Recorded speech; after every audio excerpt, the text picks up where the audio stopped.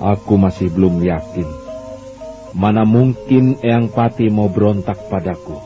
Justru selama ini Eyang Pati bekerja dengan baik membantuku. Coba aku ingin minta ketegasan kalian. Apa benar Eyang Pati merencanakan untuk merebut kekuasaan? Benar, Gusti Prabu. Hamba berani bersumpah di depan Dewata Agung bahwa memang kenyataannya Gusti Ramapati berniat merebut kekuasaan Paduka. Ampun, Gusti Prabu. Bahwa memang sesungguhnya Gusti Ramapati telah merencanakan untuk merebut kekuasaan Paduka. Benar, Gusti Prabu. Sesungguhnya hamba merasa sedih melihat kenyataan ini. Tapi apa boleh buat, memang demikianlah yang hamba saksikan. Naskah ditulis dan diolah oleh S. Tijab. Hiasan musik dan sutradara C. Ispriyonoka.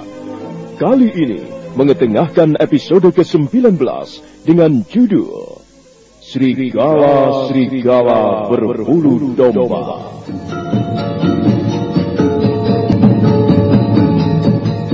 Dalam seri ke-565 ini didukung oleh para pemain Edi Dosa sebagai Jaya Negara, Rusli sebagai Rasemi, Kris Urspon sebagai Rakuti, Indrawati sebagai Indreswari, Endang sebagai Mahadewi, Novia Mandagi sebagai Raja Padmi, Endah sebagai Pratnya Paramita, Sunario sebagai Arya Tadah, dan Asdi Suhastra membawa cerita. Selamat menikmati. Prabu Jayanegara mengumpulkan para penggawa kerajaan di Balai Paseban Agung Istana Majapahit. Para penggawa kerajaan, pegawai-pegawai istana yang lain, termasuk Rawadeng dan teman-temannya, berusaha memojokkan Sang Ramapati. Prabu Jayanegara masih belum yakin. Sekali lagi beliau minta ketegasan dari mereka.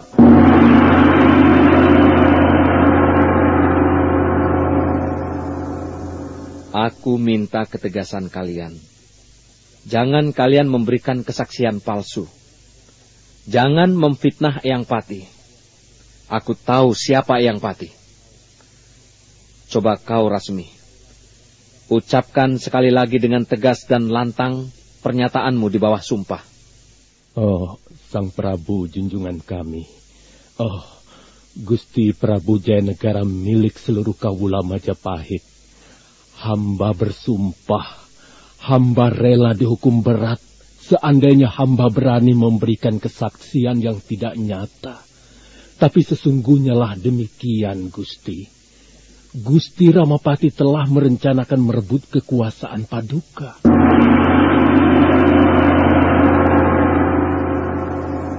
Demikian pula hamba, Gusti Prabu.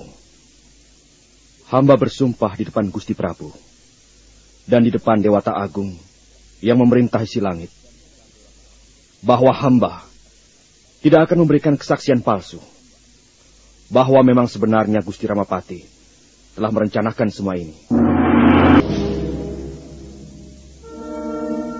Maka demikianlah para penggawa kerajaan Majapahit mengucapkan kesaksiannya dengan lantang di bawah sumpah. Setelah Rasmi dan Rakuti, tiba giliran Rawadeng, kemudian menyusul Rayuyu, lalu Rabanyak dan Rapangsa, juga Ratanca. Selanjutnya giliran Rekrian Kanuruhan Empu Iwar, disusul kemudian Rekrian Kanuruhan Mapanji Elam, juga Rekrian Rangga Empu Pamatang dan Empu Sidiwangsa ikut memberikan kesaksian. Demikian pula Rekrian Demung Empu Wahana dan Empu Pakuwuhan. Dan akhirnya Rekrian Tumenggung Empu Pamor dan Empu Menur mengangkat sumpah menjadi saksi hidup rencana perebutan kekuasaan yang dilakukan oleh Sang Ramapati. Prabu Jayanegara duduk terpekur di atas singgasana. Beliau nampak terpukul mendengar kesaksian di bawah sumpah yang dilakukan para penggawa kerajaan. Tapi nampaknya beliau masih juga belum puas. Prabu Jayanegara menoleh pada para ibu yang duduk di samping singgasana. Maaf, Ibu Mahadewi, Ibu Pratnya Paramita, Ibu Raja Padmi, dan Ibu Indreswari. Kita semua sudah mendengar kesaksian yang diberikan para penggawa kerajaan. Sekarang, hamba ingin tahu pendapat para ibu. Kami pun bisa memberikan kesaksian, Janegara. Dan apa yang kami berikan sama persis dengan yang sudah mereka berikan. Maksud ibu, memang benar Eyang Pati berusaha merebut kekuasaan hamba? Jayanegara, kau tidak boleh silau. Jangan terpengaruh hubungan baikmu selama ini dengan Paman Ramapati. Kami menyaksikannya sendiri selama kau berada di istana Kapopongan, Jayanegara. Istana Kaputren Majapahit dijaga ketat tanpa kami tahu apa sebabnya. Jayanegara, waktu itu kami sempat memanggil Paman Ramapati. Dan beliau mengatakan bahwa memang ada kelompok jahat yang bergerak secara rahasia di istana Majapahit. Orang-orangnya sedang dicari, dan gerakan itu sedang dilacak. Kami semua memikirkan keadaanmu, Jayanegara. Tapi saat itu kami sama sekali tidak mencurigai bahwa Paman Ramapati lah dalangnya peristiwa ini. Kau tidak perlu ragu-ragu, Jayanegara. Saksi hidup cukup banyak, dan kukira mereka memberikan kesaksian yang benar. Dan sekarang semuanya tergantung padamu, Jayanegara. Terima kasih atas pendapat para ibu. Oh, Paman Aryatada. Sejak tadi saya tidak mendengar suaramu, Paman. Apakah Paman ingin mengemukakan sesuatu di depan para hadirin? Aryatada yang duduk bersila tak jauh dari penggawa-penggawa kerajaan yang lain segera menghaturkan sembah. Wajah pejabat kerajaan yang sudah mulai lanjut usia itu nampak sangat tenang. Tenang, berwibawa, mencerminkan suatu sikap yang arif. Ampun, Gusti Prabu. Gusti Prabu sudah mendengar sendiri kesaksian-kesaksian dari para penggawa kerajaan. Tidak seorang pun di antara mereka memberikan kesaksian yang berlawanan. Hampir seluruhnya memberikan kesaksian yang pada dasarnya membenarkan tuduhan Rasmi dan Rakuti bahwa ada usaha perebutan kekuasaan. Dan hal itu dilakukan oleh Kakang Ramapati, seorang patih Hamangkubumi, seorang pembesar kerajaan yang sudah lama bekerja di negeri ini, dan yang selama ini membantu Paduka menyelenggarakan pemerintahan. Ampun, Gusti Prabu. Menurut hamba, menurut pandangan dan wawasan hamba, Gusti Prabu tidak perlu ragu-ragu. Benar apa yang dikemukakan para ibu. Gusti Prabu jangan terpengaruh hubungan baik dengan Kakang Ramapati. Gusti Prabu harus menegakkan kebenaran serta keadilan di negeri Paduka. Jadi bagaimana pendapatmu, Paman Aryatada? Apa benar Eyang Pati bermaksud merebut kekuasaanku? Ampun, Gusti Prabu junjungan kami. Kalau memang Kakang Ramapati tidak melakukan kesalahan, dia pasti hadir di Balai Paseban Agung ini. Tapi hamba sejak tadi belum melihatnya. Prabu Jayanegara tertegun mendengar kata-kata Aryatada. Demikian pula para hadirin. Demikian pula para ibu. Mereka baru menyadari bahwa Sang Ramapati tidak hadir bersama mereka di Balai Paseban Agung. Kau benar, Paman Tada. Sekarang aku minta kehadiran Eyang Pati. Nah, kau Rakuti, pergilah ke Wisma Eyang Pati. Suruh dia menghadap sekarang juga. Ampun, Gusti Prabu. Sejak semalam, Gusti Ramapati sudah meninggalkan istana Majapahit. Apa? Eyang Pati meninggalkan istana Majapahit? Bagaimana bisa begitu? Ampun, Gusti Prabu. Kami sendiri tidak tahu mengapa Gusti Ramapati meninggalkan istana Majapahit secara diam-diam. Padahal kami sudah menugaskan 20 orang prajurit untuk menjaga pintu gapura wismanya. Kalau memang begitu, Artinya Eyang Pati telah melarikan diri. Artinya dia telah membuka sendiri kedok kejahatannya. Artinya dia telah mengakui kesalahannya. Aku sama sekali tidak menduga. Baiklah, baik. Sekarang aku percaya kesaksian kalian. Dan tentu saja, aku akan bertindak tegas. Selesai memimpin pertemuan agung, Prabu Jayanegara melangkah ke istana Kaputren. Beberapa saat kemudian, Sang Prabu sudah duduk bersama para ibu.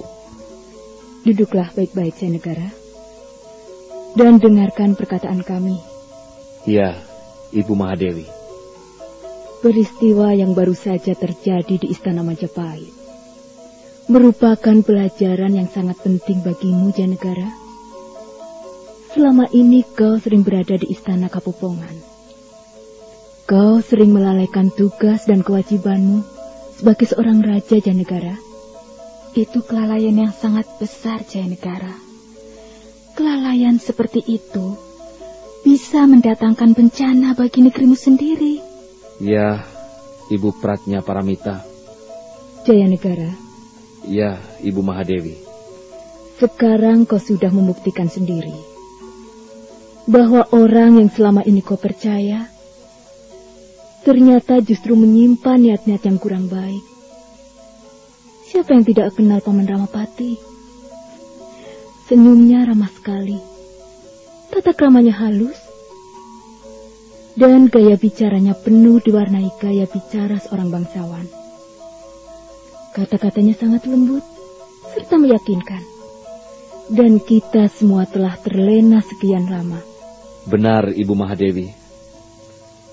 Hamba sendiri juga tidak pernah menduga bahwa Eyang Pati ternyata menyimpan maksud-maksud yang sangat busuk dan kotor. Baru sekarang hamba menyadarinya. Karena itu, Jayanegara, sebagai seorang raja, matamu harus awas. Demikian pula telingamu. Kau boleh saja percaya pada para pembantumu yang kau anggap setia dan berbakti. Tapi jangan sampai hilang kewaspadaanmu. Benar, Ibu Raja Patni. Hamba telah lengah. Dan akibatnya, hamba hampir saja kehilangan kekuasaan. Bukan kekuasaan yang terpenting, Jayanegara. Tapi yang lebih utama ialah bersikap adil pada para kaula.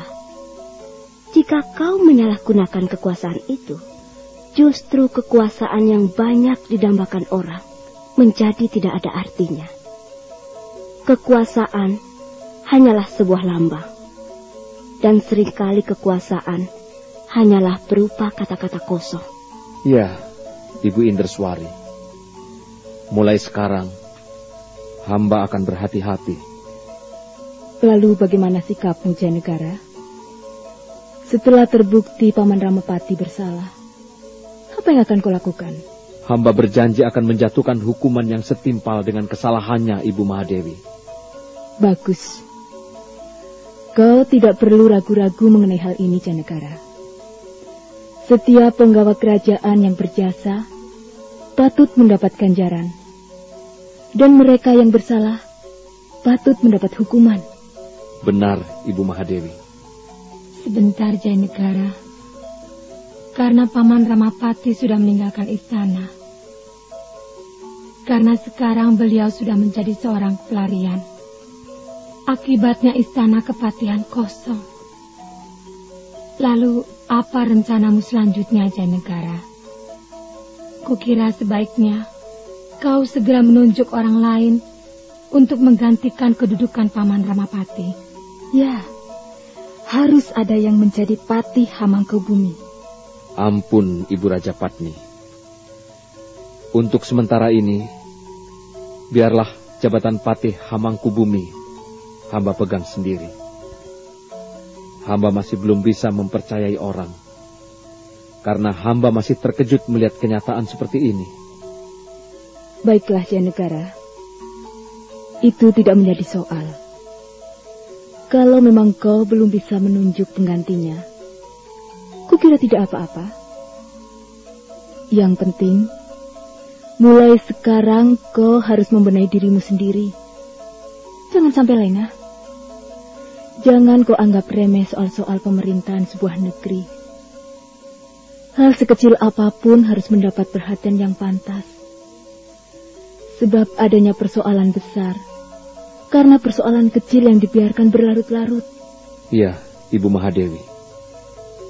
Sekarang hamba mohon diri. Hamba akan segera mengutus orang-orang untuk mencari Eyang Pati.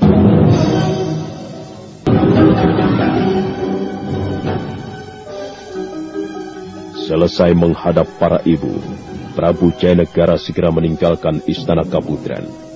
Beliau melangkah dikawal 10 orang prajurit. Dan tak lama kemudian, beliau sudah tiba di ruangan pribadi raja. Ternyata Rasmi dan Rakuti sudah menunggu di sana. Prabu Jayanegara melampaikan tangannya, menyuruh agar Rasmi dan Rakuti masuk ke ruangan dalam. Rasmi, dan kau Rakuti. Ya, Gusti Prabu. Coba, aku ingin mendengar penjelasanmu. Kita semua tahu bahwa ternyata Eyang Pati tidak bisa dipercaya.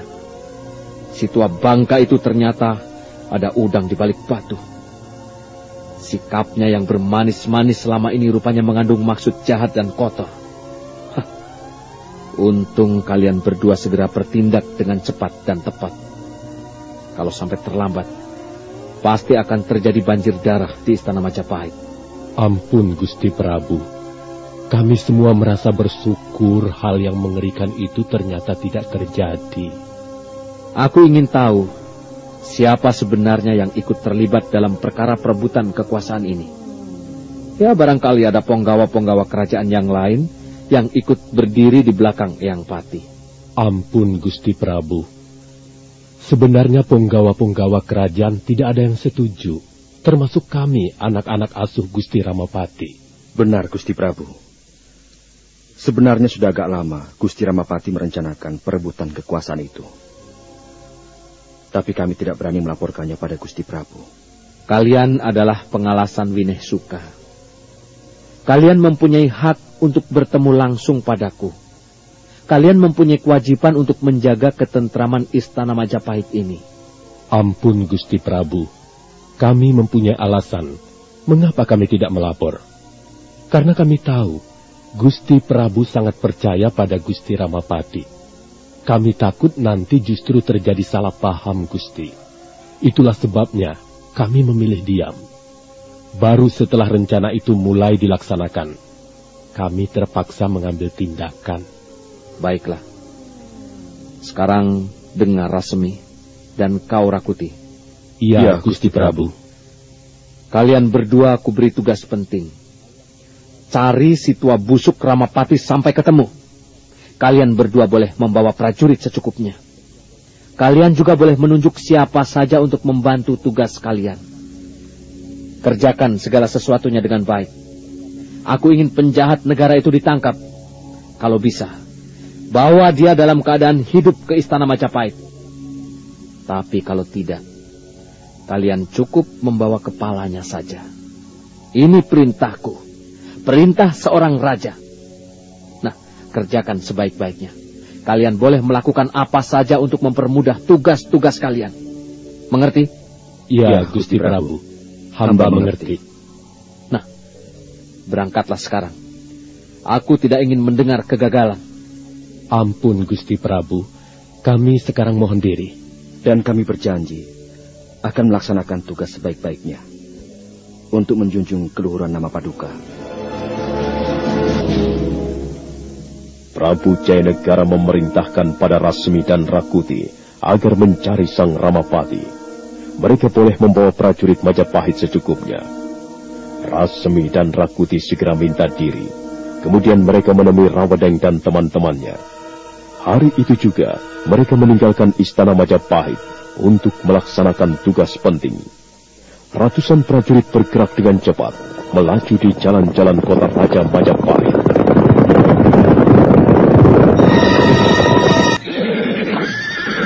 Kita tidak bisa berkuda bersama-sama seperti ini, Rawadeng. Pasukan sebaiknya kita bagi menjadi 3 saja. biarlah kau yang mengatur, Rasemi. Kami ikut saja. Kau, Rawandeng dan Rayuyu, kalian berdua membawa 100 orang prajurit. Kalian bergerak menyusuri tepi hutan tarik menuju ke pesisir timur. Kalian bisa mengitari Bukit Njapan, kemudian mengambil arah kanan. Nanti kita akan bertemu lagi di sekitar desa Pongging. Kapan kita akan bertemu lagi, Rasemi? Dalam waktu 14 hari, kukira kita sudah bisa menjelajahi daerah-daerah di sekitar Majapahit. Dan setiap kali kalian memasuki sebuah desa, jangan lupa menyebarkan pengumuman. Katakan pada para kepala desa, agar mereka membantu kita menemukan Gusti Ramapati yang sekarang sudah menjadi buron pemerintah Majapahit. Baiklah. Ayo, Rayuyu. Kita bisa berangkat sekarang. Dan kau banyak, Rapangsa, kalian juga membawa 100 orang prajurit. Kalian bergerak melintasi kaki gunung Penanggungan. Sementara aku dan Rakuti akan menyusuri kaki gunung Arjuna sampai ke wilayah Kota Tua Singasari. Dan ingat, 14 hari lagi kita bertemu di sekitar desa Pongging. Baik, Rasemi. Ayo, Rapangsa. Kita berangkat sekarang. Si busuk Ramapati itu pasti bersembunyi di suatu tempat. Tidak mungkin dia berani keluar terang-terangan. Ramapati itu banyak akalnya, Rakuti. Dia pasti mempunyai cara untuk menyelamatkan diri. Tapi kita jangan sampai kalah, Rakuti. Kita akan terus memburunya. Ayo, Rakuti, kita tangkap musuh besar kita itu. Kita ringkus si tua Ramapati itu. Ya!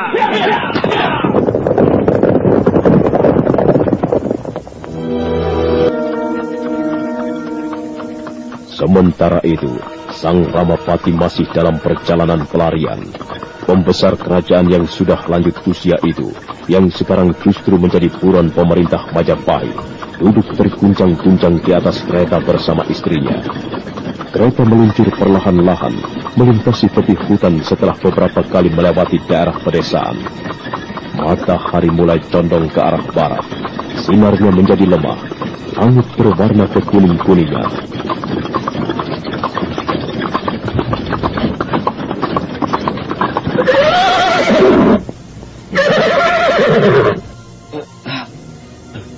Aduh, ampun Gusti. Sepertinya ada yang kurang beres. Sudah 2 kali kita berhenti, Kakatang. Ayo jalan terus. Aku tidak mau berhenti lagi. Aku tidak mau ditangkap prajurit-prajurit Majapahit. Ampun Gusti. Hamba mohon Gusti mau turun barang sebentar. Sepertinya roda kereta goyang. Biarlah hamba memperbaikinya terlebih dahulu. Kakatang, kau bisa bekerja atau tidak? Sudahlah, Kakang. Kita turun saja dulu. Biar Kakatang memperbaiki roda kereta. Nyai, kau jangan memanjakan mereka. Mereka itu hanya para abdi. Mereka harus bekerja dengan baik. Mereka sudah bekerja dengan baik. Apanya yang baik? Mengurus roda kereta saja tidak becus. Seharusnya dia mempersiapkannya dengan baik sebelum berangkat. Aku tidak senang abdiku bekerja seperti ini. Ini namanya memperlambat perjalanan, menghambat. Aku tidak senang dihambat. Ampun Gusti. Kalau roda kereta tidak diperbaiki, hamba khawatir kereta akan ambruk di jalan, Gusti. Ini semua kesalahanmu. Kalian harus teliti. Bekerja dengan teliti. Jangan sembarangan saja. Kalian tahu siapa yang kalian bawa, Sudahlah, Kakang Ramapati. Jangan marah-marah terus. Kasihan mereka. Kau selalu memanjakan mereka, Nyai. Itulah sebabnya mereka menjadi lamban. Mereka tidak mampu bekerja dengan cepat dan sempurna. Selalu ada saja kesalahan. Lalu sekarang bagaimana? Apa kita akan naik kereta dan nanti jatuh bersama-sama di tengah jalan? Ya. Baiklah. Ayo kita turun. Tapi awas, jangan lama-lama memperbaikinya. Ampun Gusti. Hamba tidak akan lama. Hamba hanya akan memperbaiki rodanya saja. Terserah. Tapi aku tidak mau menunggu terlalu lama. Dan kau Balabur, Jangan diam saja, bantu itu kawanmu. Iya, Gusti. Harap Gusti Ramapati sabar menunggu. Sabar. Kalian ini hanya pandai bicara. Kalau aku tidak sabar, sudah kucambuk kamu.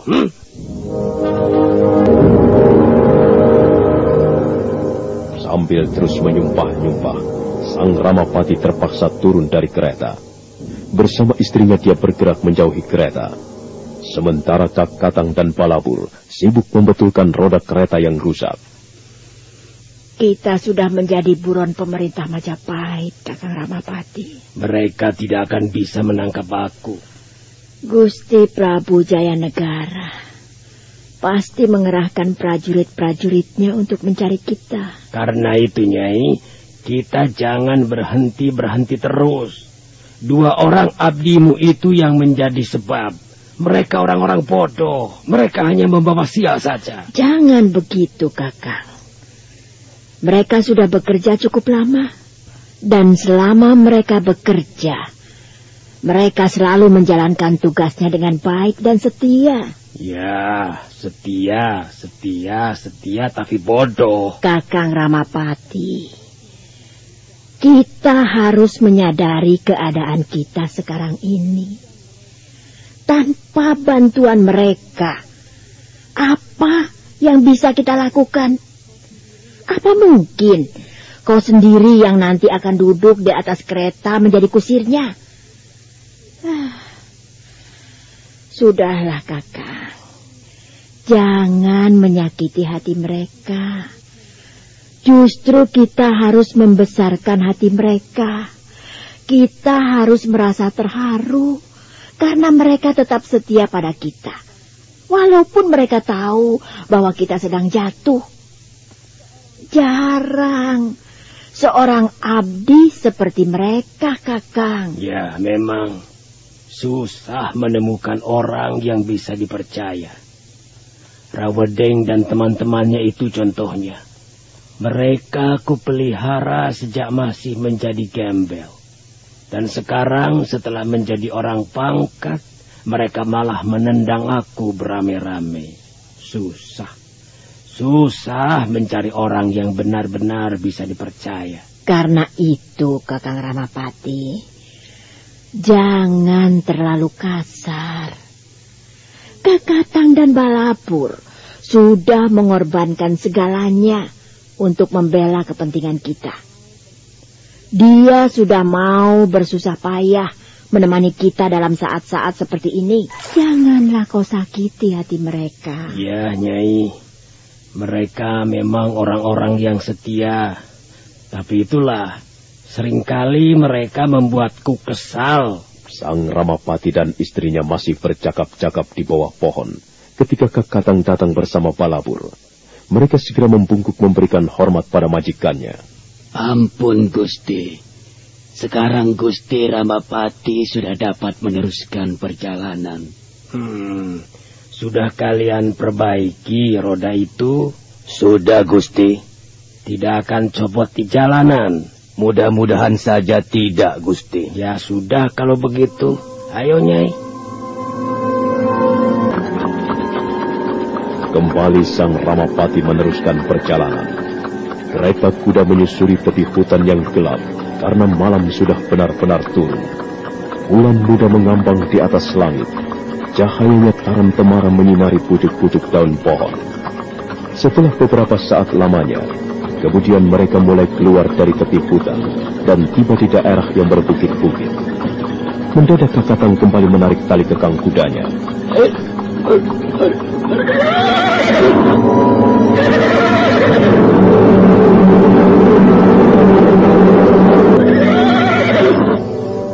Ada apa lagi, Kak Katang?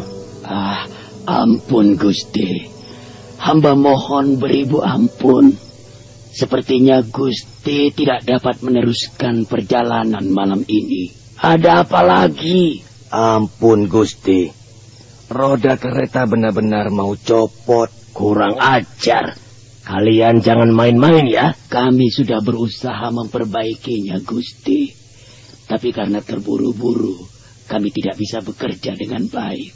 Kalau malam ini Gusti sudi istirahat, kami tidak akan tidur. Malam ini kami akan memperbaiki roda kereta sampai benar-benar pulih seperti sedia kala, Gusti. Aduh. Kalian ini mempunyai otak apa tidak? Kalian menyuruhku istirahat. Istirahat di mana? Lihat saja. Tak ada sepotong pun rumah di sini. Apa aku harus tidur di tepi jalan? Di tengah-tengah tumpukan batu dan semak belukar? Dasar orang-orang bodoh. Kakang Ramapati, memang sebaiknya malam ini kita istirahat. Supaya besok pagi kita bisa menempuh perjalanan dalam keadaan yang lebih segar. Iya, istirahat di mana, Nyai? Di mana saja, Kakang. Kau harus tahu bahwa sekarang ini kita tidak sedang berada di istana kepatihan. Kita harus segera dapat menyesuaikan diri. Kupikir tidak ada salahnya kita tidur di tepi jalan malam ini. Ampun Gusti Ramapati, kalau Gusti berkenan istirahat, biarlah hamba akan mencarikan tempat yang kering. Ya, sudah.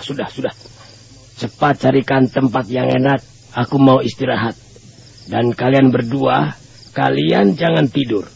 Kalian harus terus bekerja membetulkan roda kereta yang rusak. Besok pagi aku tidak mau kalian masih ribut-ribut soal roda, mengerti? Iya, Gusti. Kami akan berusaha sebaik-baiknya.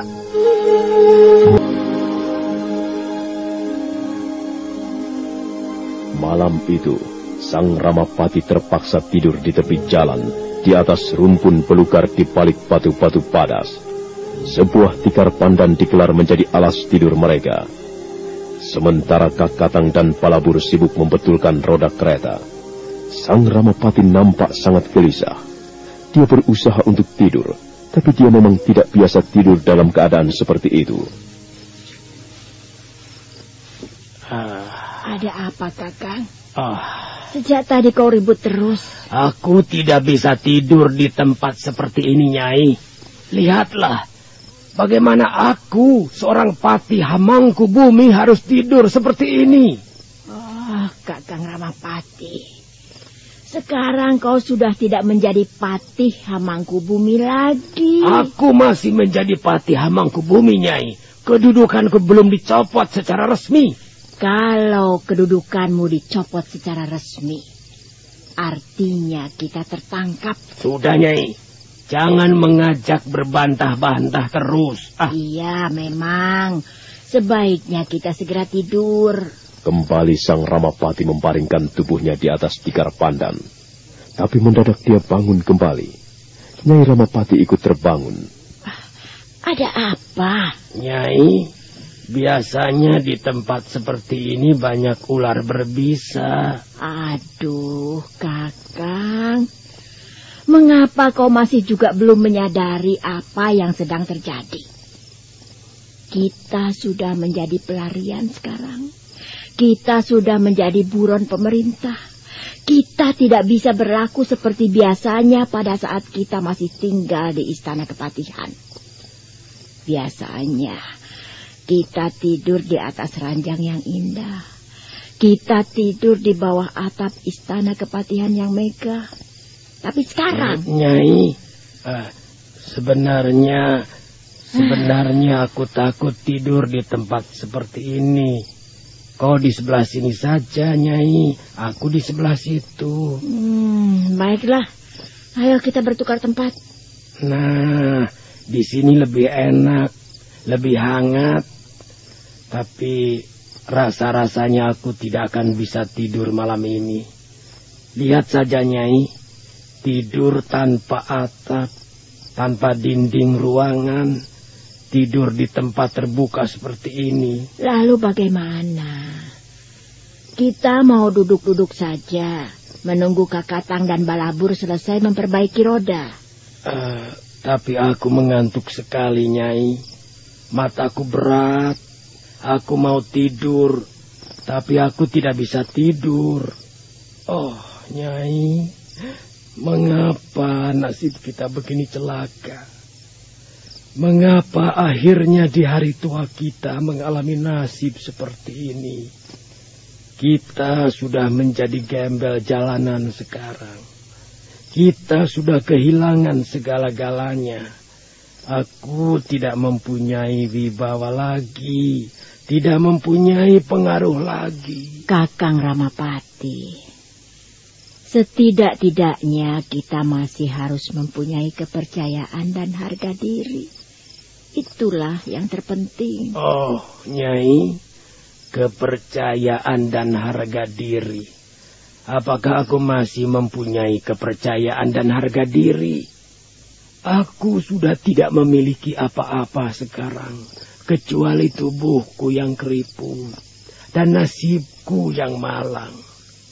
Oh, Ramapati, akhirnya kau menjadi gembel jalanan. Akhirnya kau menjadi gelandangan hina. Oh, Dewata Agung, oh Batara Agung, sungguh nista lelakon yang harus kusandang malam ini. Oh.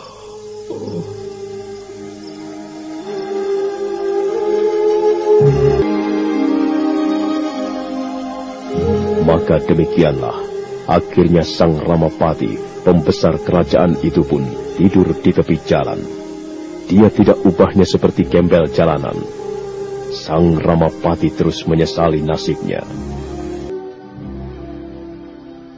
Malam itu Sang Ramapati dan istrinya terpaksa tidur di tepi jalan yang berbukit-bukit.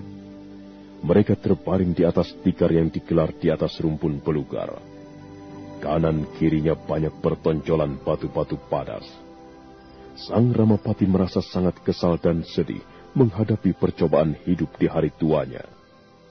Karena sedihnya, bekas pembesar kerajaan Majapahit itu sampai menangis terseduh-seduh. Oh, Dewata Agung, ya Batara. Sampai hati kau memberiku nasib seperti ini.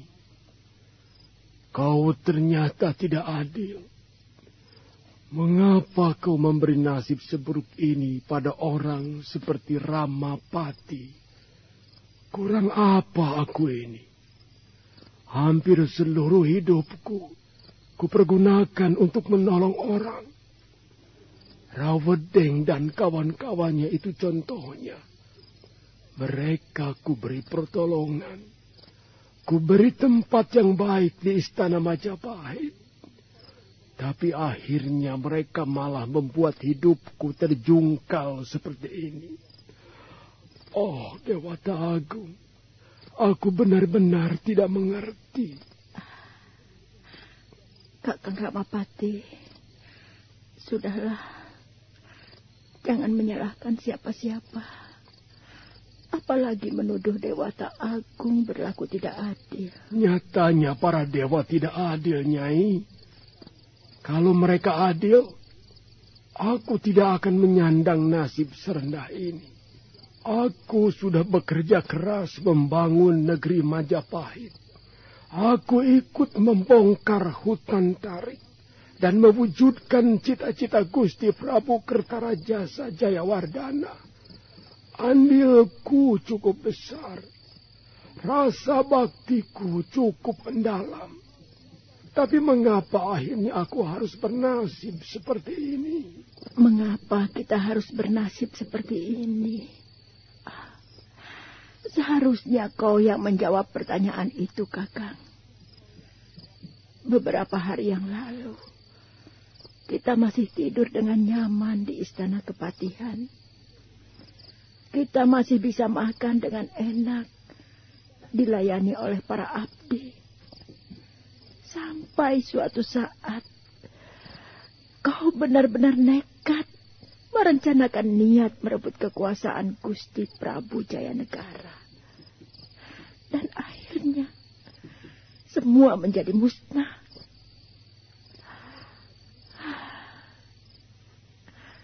Sekarang apa yang bisa kita lakukan? Ya, kita harus segera menyesuaikan diri. Kita bukan penggawa kerajaan lagi, melainkan kita adalah buron pemerintah. Oh, Nyai, Kau jangan menyalahkan aku. Aku melakukan semua itu untuk siapa? Jika rencanaku berhasil, siapa yang akan menikmati? Kitalah yang akan menikmatinya.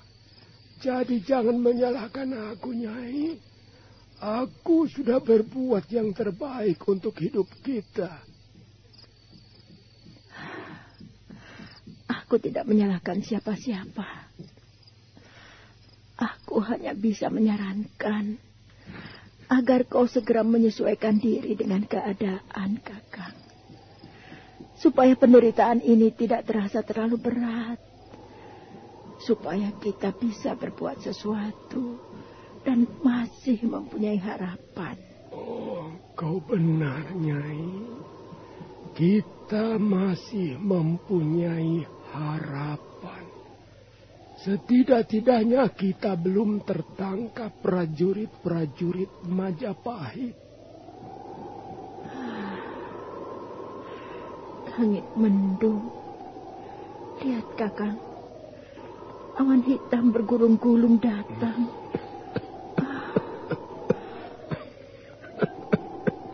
Kalau sampai hujan, kita bisa basah kuyup di sini. Ayo, Kakang. Gerimis sudah turun. Kita naik saja ke atas kereta. Memang sungguh sial nasib sang Ramapati. Akhirnya mereka terpaksa naik ke atas kereta karena hujan turun dengan lebat. Air hujan mengucur ke bumi, dan sekali waktu terdengar halilintar membelah angkasa malam. Oh, sial. Kita benar-benar sial. Sungguh celaka nasib kita, Nyai. Rasa-rasanya semua menjadi musuh. Kita tidak lagi mempunyai sahabat. Alam juga sudah memusuhi kita, Nyai.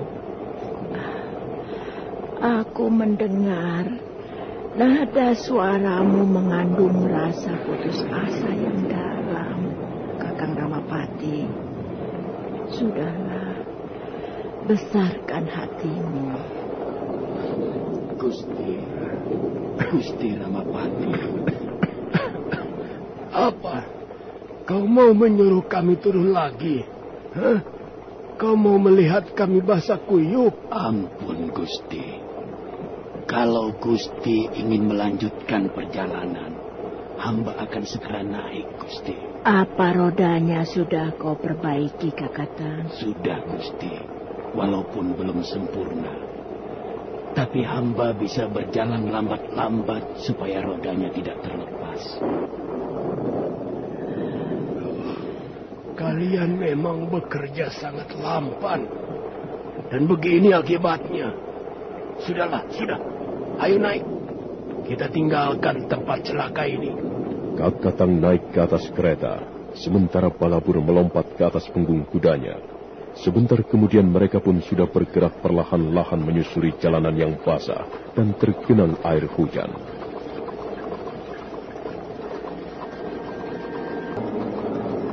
Kakatang mengarahkan kudanya, memilih jalanan yang tidak tergenang air hujan.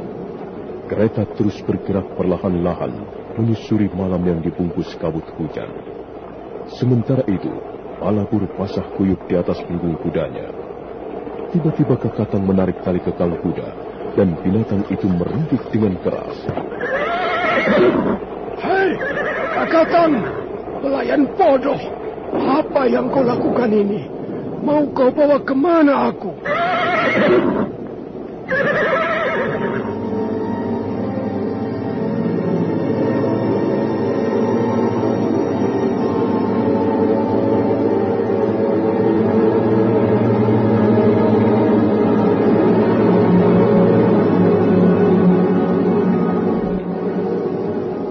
Kurang ajar.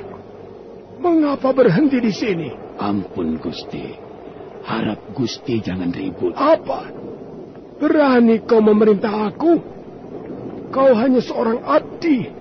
Kau tidak mempunyai hak untuk memerintah majikanmu. Ampun, Gusti. Hamba melakukannya demi keselamatan Gusti Ramapati. Oh, suara apa itu? Sepertinya suara gemuruh orang-orang berkuda.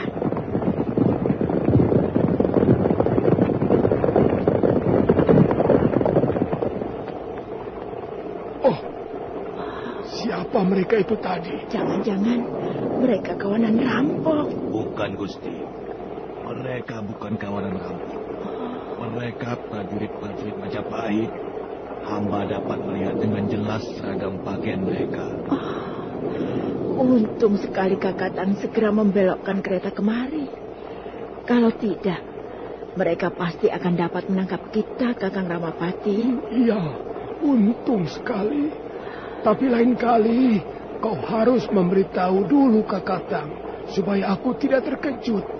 Kalau memang mereka prajurit-prajurit Majapahit, ya kita harus bersembunyi dulu. Biarkan dulu mereka lewat. Iya.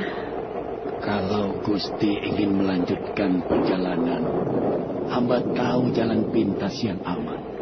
Jalan pintas menuju kemana, Kakatang? Jalan pintas itu menuju desa Pamulihan, Gusti. Jalannya tidak terlalu lebar, tapi hamba rasa kereta ini bisa masuk. Baiklah, baik. Ayo kita jalan lagi. Dan sekarang kau harus berhati-hati. Jangan berpapasan dengan prajurit-prajurit lagi.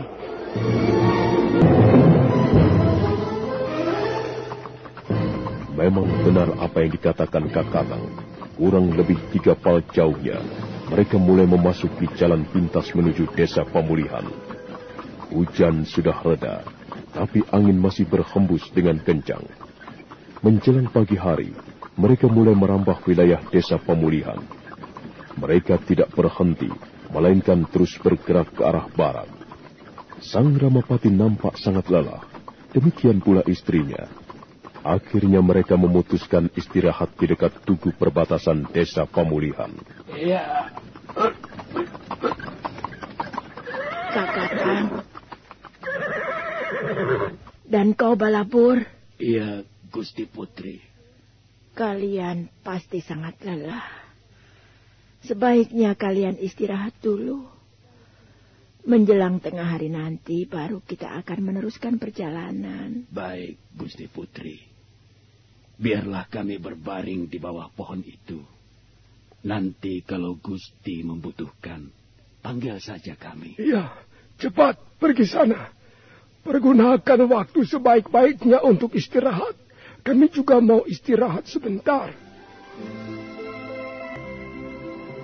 Kakatang dan Balapur membaringkan tubuhnya di atas rumput di bawah pohon rindang. Sebentar kemudian 2 orang abdi yang setia itu pun terlelap pulas. Sang Ramapati juga terlelap sebentar. Dia terbangun dan melihat istrinya duduk merenung.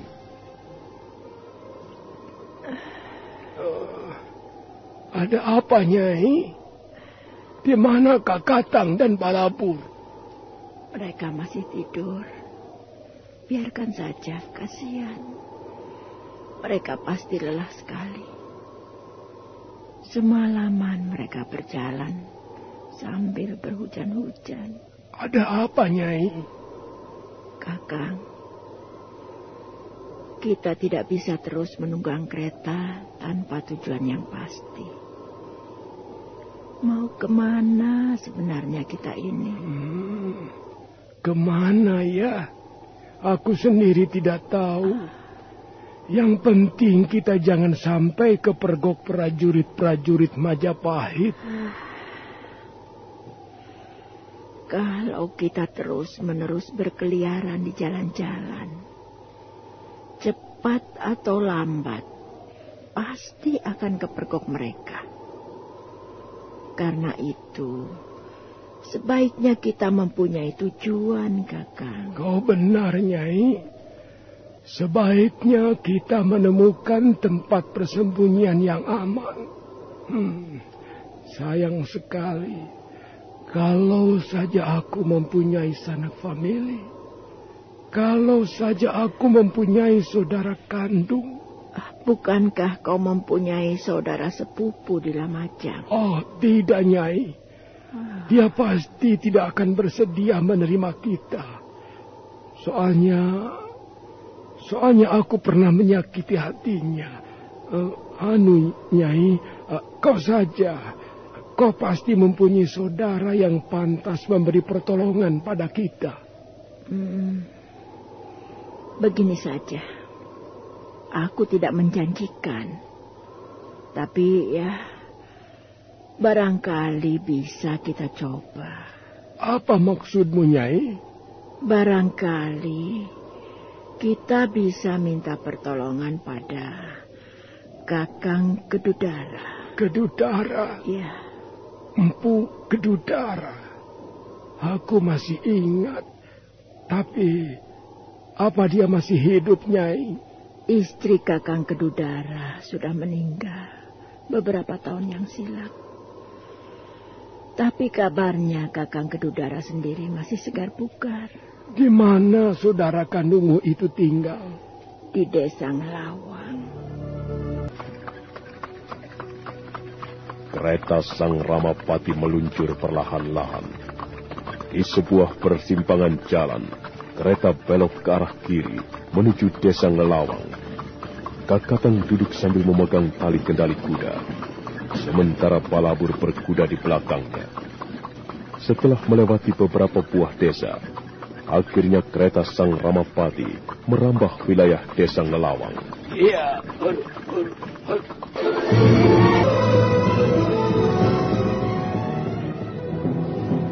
Kehadiran Sang Ramapati diterima dengan baik. Empu Kedudara, bekas seorang demung di zaman pemerintahan Prabu Jayanegara, mengajak mereka naik ke ruangan pendopo. Seorang abdi keluar membawa minuman di atas nampan.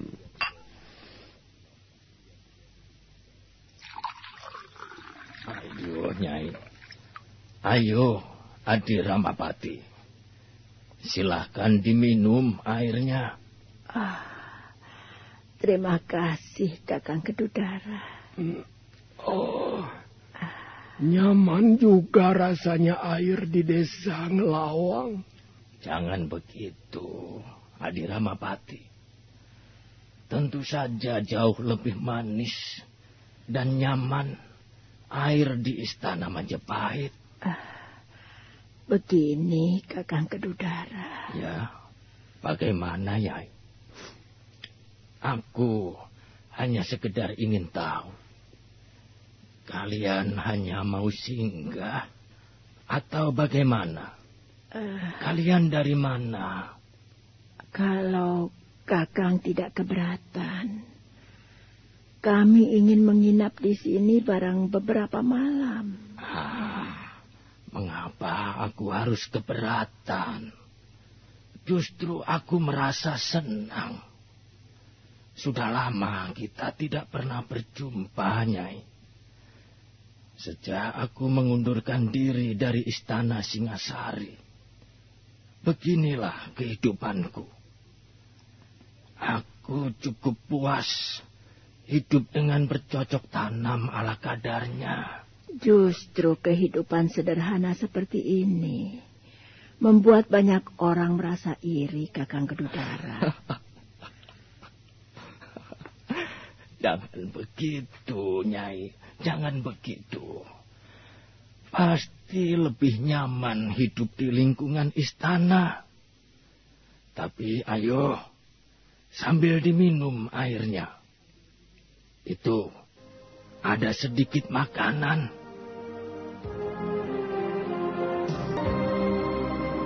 Sang Ramapati dan istrinya tiba di Desa Ngelawang.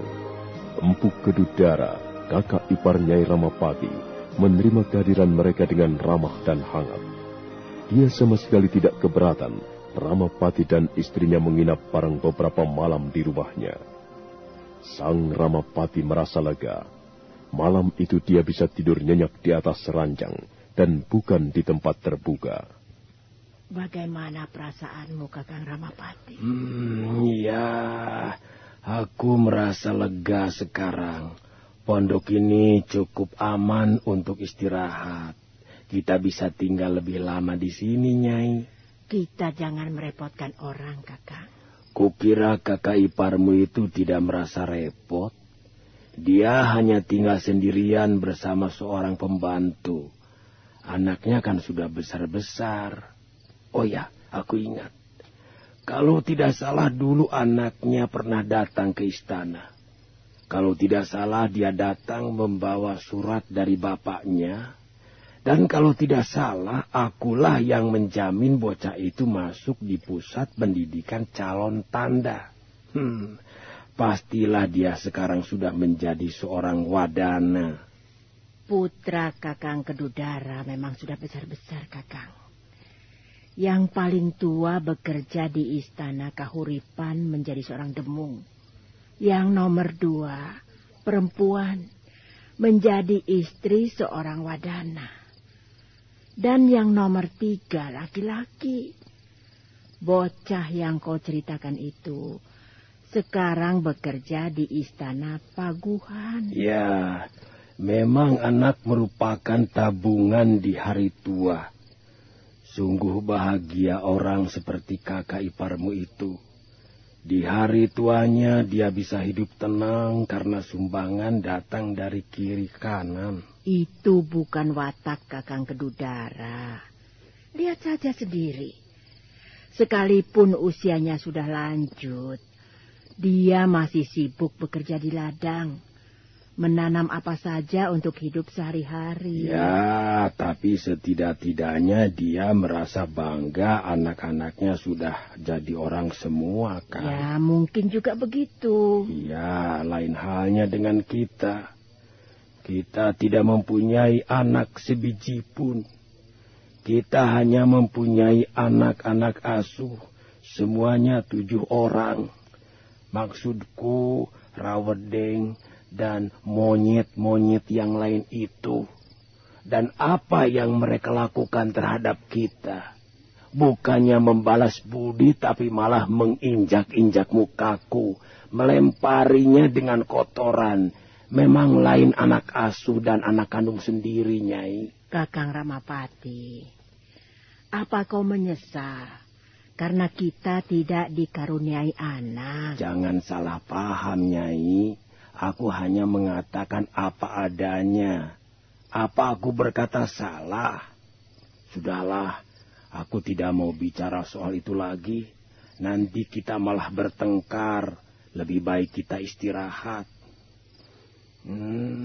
Aduh, nyaman sekali rasanya punggungku setelah beberapa hari duduk di atas kereta. Kalau saja kita bisa tinggal lebih lama di sini. Mungkin saja Kakang Kedudara tidak keberatan. Tapi kita sendiri yang merasa tidak enak. Tidak enak bagaimana, Nyai? Dulu waktu aku masih menjadi pembesar kerajaan, Kedudara sering minta tolong. Bahkan aku telah menolong anaknya masuk ke pusat pendidikan calon tanda. Sudah wajar kalau sekarang pada saat kita mengalami kesusahan ganti dia yang menolong kita, Nyai. Tapi Kakang, kalau bisa kita cari tempat lain saja. Kau ini bagaimana, Nyai? Kan lebih enak di sini. Tempatnya aman dan pondok ini cukup bersih. Dan kukira prajurit-prajurit Majapahit tidak akan pernah sampai di sini. Sudahlah. Kalau kau merasa tidak enak, biar nanti aku yang akan bicara dengan Kakang Kedudara. Malam itu Sang Ramapati tidur dengan nyaman di ruangan bilik bersama istrinya. Menjelang dini hari mereka terjaga. Nyai Ramapati terkejut ketika melihat Empu Kedudara melambaikan tangan. Dan mereka segera bicara di ruangan pendopo. Sementara Ramapati pergi ke belakang untuk mencuci tubuhnya yang kotor. Ada apa, Kakang Kedudara? Begini, Nyai. Bukannya aku keberatan kalian bermalam di sini. Iya. Kita kan masih saudara. Sudah sepantasnya sesama saudara saling tolong-menolong. Tapi Tapi sepertinya kau belum menceritakan sesuatu yang sangat penting padaku. Cerita soal apa, Kakang? Coba lihat. Tadi pembantuku baru saja melewati rumah kepala desa Ngelawang. Dan sepulangnya dia membawa lembaran rontal.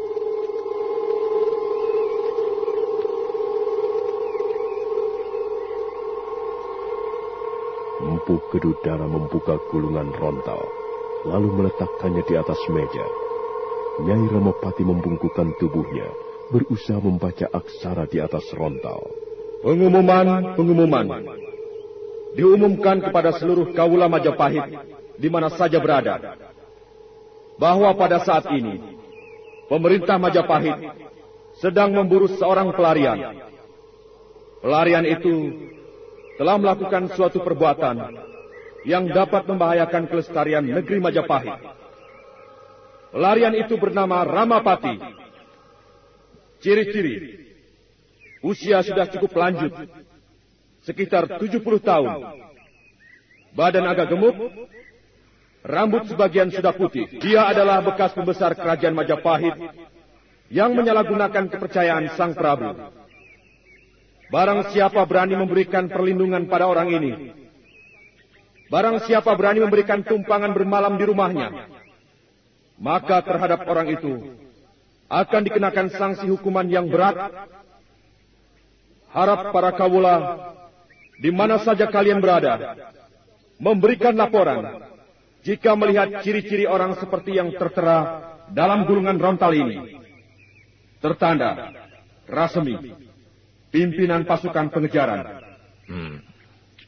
Bagaimana, Nyai? Sebaiknya kau berterus terang saja. Ya, memang, Kakang Kedudara. Peristiwa itu berlangsung sangat cepat. Aku sendiri tidak pernah menduga bahwa akhirnya kami harus mengalami nasib seperti ini. Sekarang kami sudah menjadi 2 orang buron pemerintah Majapahit. Sayang sekali. Di hari tuanya, suamimu seharusnya lebih berhati-hati. Semuanya sudah terlanjur terjadi, Kakang Kedudara. Sekarang kami minta kebijaksanaanmu. Kalau memang kau keberatan kami menumpang bermalam di sini, baiklah, tidak apa. Kami akan segera pergi. Nyai. Aku sama sekali tidak keberatan kau bermalam di sini. Tapi hanya kau. Sedangkan suamimu, karena dia sudah melakukan kesalahan pada Gusti Prabu Jayanegara. Dan sekarang dia menjadi buron pemerintah Majapahit dan harus mempertanggungjawabkan perbuatannya. Aku tidak bisa berbuat apa-apa. Pada saat mereka sedang bercakap-cakap di ruangan pendopo, Sang Ramapati muncul dari ruangan tengah. Bekas pembesar kerajaan Majapahit itu kelihatan jauh lebih segar. Dia segera mengambil tempat duduk di sebelah istrinya. Mendadak matanya terbelalak, dan tangannya segera meraih gulungan rontal. Pengumuman apa ini? Itulah, Kakang. Gusti Prabu sudah mengerahkan prajurit-prajurit Majapahit untuk memburu kita. Dan pasukan pengejaran itu dipimpin oleh Rasemi. Pengumuman itu juga ditandatangani oleh Rasemi. Rasemi. Kurang ajar, Rasemi. Anak tidak tahu terima kasih. Sekarang dia malah mengejar-ngejar aku seperti anjing.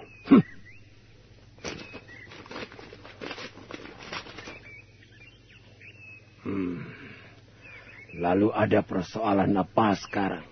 Begini, Kakang Ramapati. Lebih baik aku pergi. Silakan bicara berdua saja.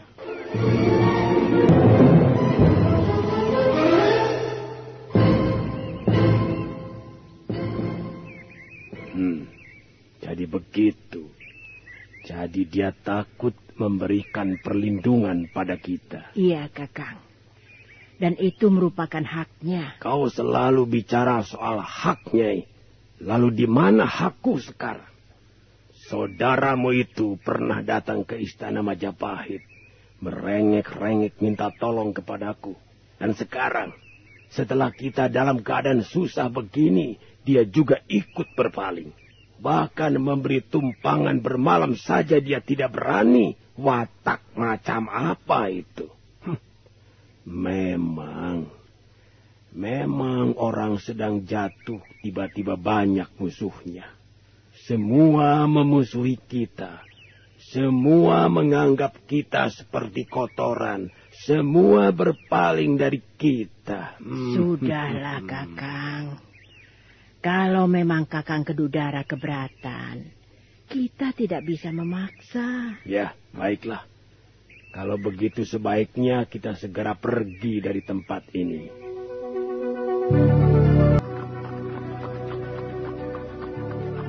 Akhirnya Sang Ramapati dan istrinya meninggalkan rumah kediaman Kedudara. Sebentar kemudian mereka sudah melintasi perbatasan desa Ngelawang. Kereta terus bergerak, meluncur perlahan-lahan di atas jalanan berbatu. Hei Kakatang, kau lihat sendiri orang itu. Dia bukan orang lain. Dia masih saudara istriku. Dulu dia sering datang ke istana Majapahit untuk minta tolong ini dan itu. Tapi pada saat aku jatuh begini, bagaimana sikapnya? Dia keberatan kami menumpang bermalam di rumah kediamannya. Alasannya takut. Tapi mungkin dia memang takut, Gusti. Tapi dia belum pernah membalas budi baikku, Kakatang. Dia masih berhutang banyak padaku. Dan pada saat aku datang untuk menagih, dia takut. Apa itu? Manusia tidak mempunyai pendirian itu. Sekarang kita mau kemana, Gusti? Jalan saja terus. Kalau nanti ketemu sebuah desa, kita berhenti. Aku akan mencoba mencari tumpangan bermalam di rumah kepala desa. Baik, Gusti. Iya.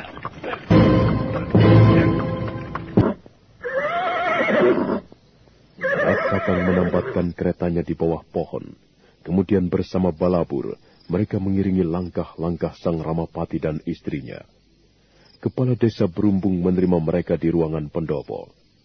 Sang Ramapati segera menyampaikan maksud kedatangannya. Ya. Jadi Tuhan mau menginap? Ya, kami mau menginap barang 2 atau 3 malam. Kami masih harus menempuh perjalanan yang cukup jauh. Bagaimana Kepala Desa? Kau tidak keberatan? Tunggu dulu. Iya. Selama ini saya belum pernah melihat kereta seindah itu. Kalau tidak salah, kereta seperti itu hanya ada di Istana Majapahit. Tuan ini sebenarnya siapa? Kami hanyalah orang biasa, Ki Buyut. Kami bermaksud mengunjungi sanak famili yang jauh. Bagaimana ya? Soalnya saya takut, Nyai. Belum lama ada prajurit-prajurit Majapahit datang kemari. Dan mereka memberikan setumpuk rontal yang berisi pengumuman. Ini dia. Saya masih menyimpannya selembar. Ki Buyut berumbung. Kepala desa itu mengeluarkan gulungan rontal, lalu membentangkannya di atas tikar. Suasana menjadi hening sesaat lamanya. Maaf, Tuan. Saya kira saya tidak bisa menerima Tuan. Saya takut melakukan kesalahan dan akhirnya harus berurusan dengan pemerintah Majapahit. Sebaiknya Tuan mencari tempat bermalam di tempat lain, Tuan. Dengar, Ki Buyut, lihatlah. Ada 200 kepeng perak di dalam kantong ini. kau boleh mengambilnya. Tapi kau harus mengizinkan kami menginap barang beberapa hari. Aduh, maaf Tuan, saya tidak berani menerimanya. Lagi pula, saya tidak pernah menyewakan tempat untuk penginapan. Maaf Tuan, maaf. Aku bersungguh-sungguh. Lihat saja, periksa isinya baik-baik. Isinya tidak kurang dari 200 kepeng perak murni. Itu jumlah yang cukup besar, bukan? Iya, saya tahu. Tapi maaf, Tuan. Saya takut membuat kesalahan. Terus terang, saya keberatan. Ya sudah, Ki Buyut. Kalau kau keberatan, kami tidak memaksa. Ayo, Kakatang, Balabur. Kita mencari tempat lain. Kau hanya seorang kepala desa. Kepala desa saja sombongnya bukan main. Apalagi kau menjadi Akuwu, apalagi menjadi Wadana, apalagi kau menjadi Pati Hamangkubumi. Barangkali dadamu sendiri akan meledak karena kesombongan. Sudah, kalau tidak boleh ya sudah. Kakang Ramapati, ayo. Kok malah marah-marah? Ayo kita cari tempat lain saja. Lihat, Kakatang dan Balabur. Kembali kereta Sang Ramapati bergerak meninggalkan halaman rumah Ki Buyut Berumbung. Begitu keluar dari desa Berumbung, malam benar-benar sudah larut. Bulan tua timbul tenggelam di balik awan. Angin mendesau perlahan, membawa kabut yang dingin. Tiba-tiba Kakatang menarik tali kekang kudanya. Kuda itu meringkik keras, kemudian belok ke arah sebuah jalanan tinggi.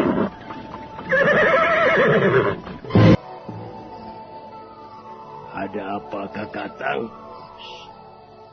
Diamlah, Gusti. Hamba mendengar derap orang-orang berkuda. Benar, Gusti. Arahnya dari sebelah sana. Pasti mereka prajurit-prajurit Majapahit yang mencari kita.